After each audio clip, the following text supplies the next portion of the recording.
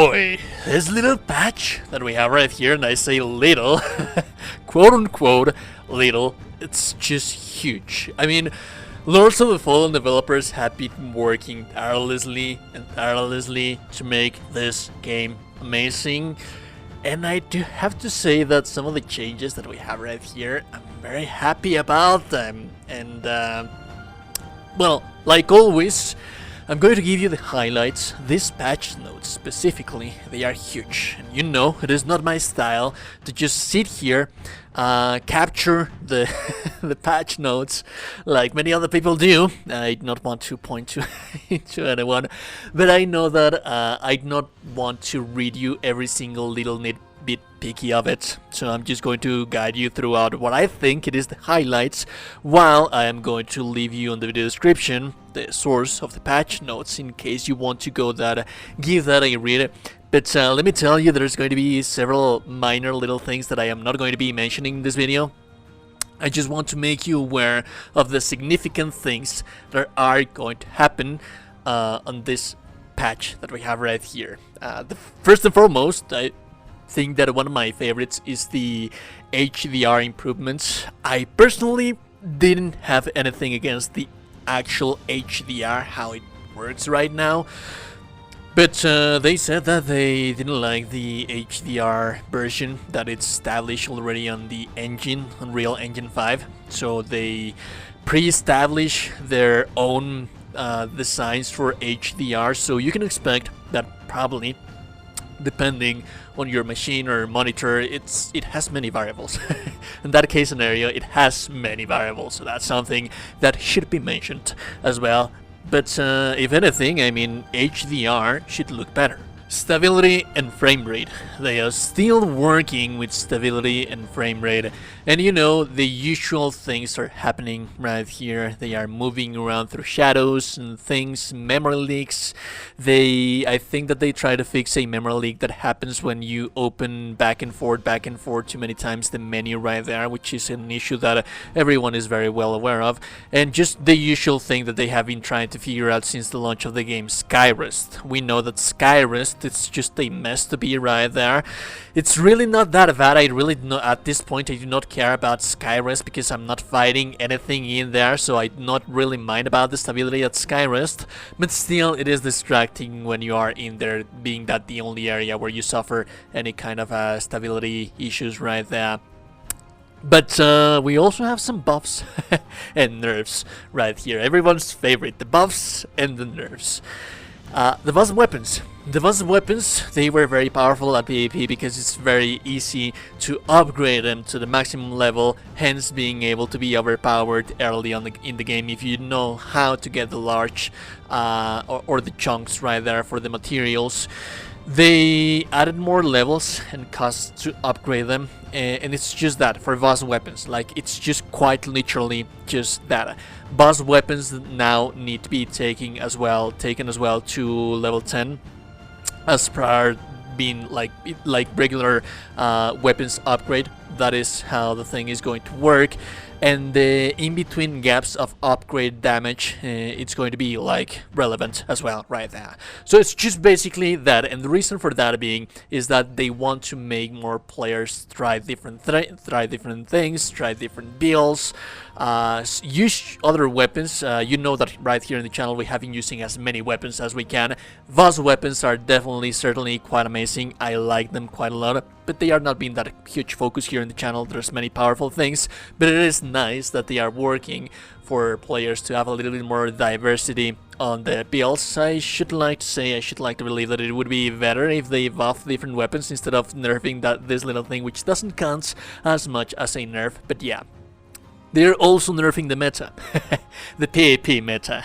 As for the Pietas' Last Reflections and the Infernal Hounds of the meta, that I always say there is a meta between Inferno and Radiance, yeah, they cost more mana. A very much annoying one that I do not think that this is going to solve the issue. The exploding and shattering bolts, they cost more ammo. And yes, you know how cheesy it is to fight someone that is using like just the crossbow and exploding bullets right there, and just can be running and keep spamming ammunition. pouches, I think that they need to nerf the damage, or at least reduce the hitbox that you have right there for the crossbows, because they are very annoying in PvP. They are very, very much annoying in PvP, and it's just basically every time that I find one of those guys in PvP, I just eye roll, like, it's just filthy. It's just filthy. So yeah, they cost more ammo, but then again, that is solved by the other counterpart by just chugging and chugging and chugging ammo pouches. They are still going to deal the same damage, and the hitbox is still the same filthy hitbox that they have. So there's that. As for the corrupted banner, javelin, it costs more and deals less damage. And there's also a better feedback when you have some kind of rewards. When something happens, when you accomplish an objective, there's a better feedback that makes you feel like that little extra satisfaction of being able to accomplish that one specific goal that you're trying to accomplish. Like, for example, killing a player or avenging players by using the avenging system. That is going to give you a better feedback of what is it that it happened right there. And now, one of my personally favorite, the bosses. They buffed several bosses. Some of these guys are minor buffs for minor bosses, but I have to tell you, and I want to add a little parenthesis in here, I love this. Because the whole situation on Lords of the Fallen, the whole difficulty and challenge that we players face is traversing from one place to another. Bosses in Lords of the Fallen have never been that of a huge deal. So basically they added a little extra something, like for example the Sanctified Huntress. She's going to use dash or teleport whenever you have her cornered against a wall. So you cannot spam her anymore. And there's many things more that they are going to add. Like for example, the Saunders one, he's going to be more aggressive, he's going to be more potent. The Abiding Defenders, they are going to use their abilities more efficiently, they are going to be more frequent on the abilities that they have. So basically they are making the boss fights harder, and I am happy about that, because that's one of the downsides of Lords of the Fallen. Traversal was very annoying. It wasn't challenging, it was just annoying. And then I used to feel like this kind of relief whenever I got to a boss, because bosses would just be like a breath of fresh air. I would say like, oh, I'm finally here and I'm not going to struggle with this guy. At least now they are going to be more versatile, and the damage, the aggressiveness, the AI. And this happens with like 9 bosses. So yeah, it's actually quite a whole bunch of a buff. And then finally, the cheeses for the Scarlet Shadow. You know very well that the Scarlet Shadow has been a subject for constant patches, because players like to use that guy to cheese leveling and farming levels. Like for example, getting him stuck on ladders, or going to different places, or not being able to reach certain areas. All of that, like many of those things, they have been touched.